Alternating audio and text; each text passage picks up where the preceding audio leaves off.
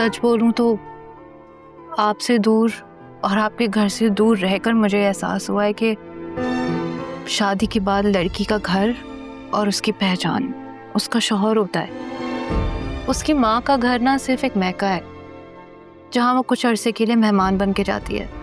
इसीलिए मैं अपनी रियलिटी में लौट आई।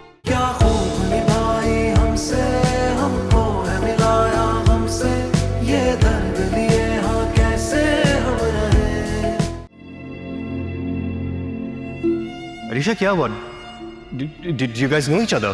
Come on यार ज़ैन, तुम्हें लगता है कि मैं इसको जानती होंगी? हुलिया देखो इसका, गाड़ी में बिठाने की क्या जरूरत है? कुछ पैसे दे दो इसको। अच्छी तरीके से जानती हूँ ये सारी टैक्टिक्स उनके पैसे कमाने के लिए होती हैं।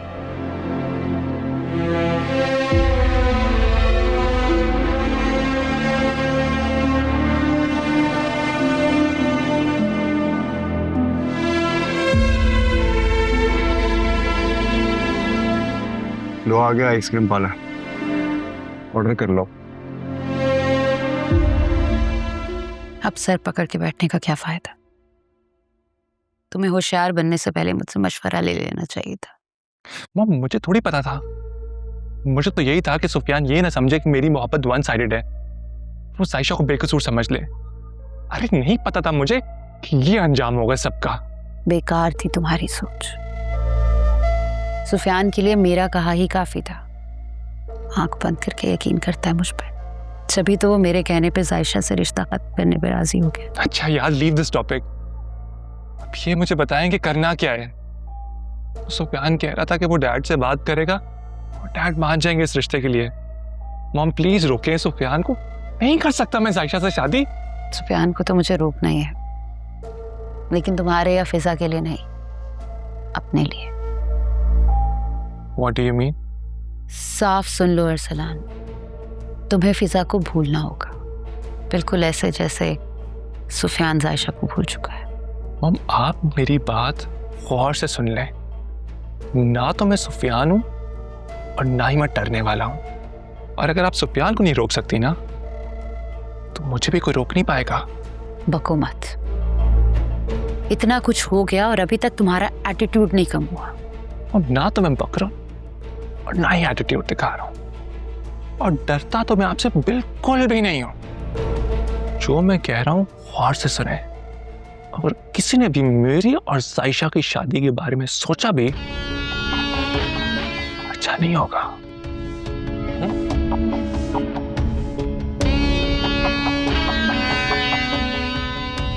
इतना तो मुझे यकीन है कि हामिद कभी सुफियान की इस बात पर यकीन नहीं करेंगे, ना ही अपनी लाडली भतीजी की शादी अरसलान से करने पर राजी होंगे। हाँ, लेकिन सुफियान के दिल में जो जायशा की मोहब्बत का बीज उगा है, मुझे उसे जड़ से उखाड़कर फेंकना होगा, वरना ये तनावर दरख्त बन सकता है। उसके बाद फिजा का भी इंतजाम करती हूँ।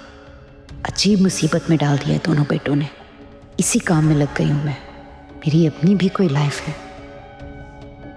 नायला के कपड़े हो गए, मैं सोच रही हूँ कल परसों तक भिजवा दूँ, वरना तंग बहुत करेगी वो। बहुत ज्यादा टाइम नहीं हो गया ये लोगों को? काफी देर नहीं हो गई? अम्मी बाहर गए हैं, घूम फिर रहे होंगे, एंजॉय करने दे उनको।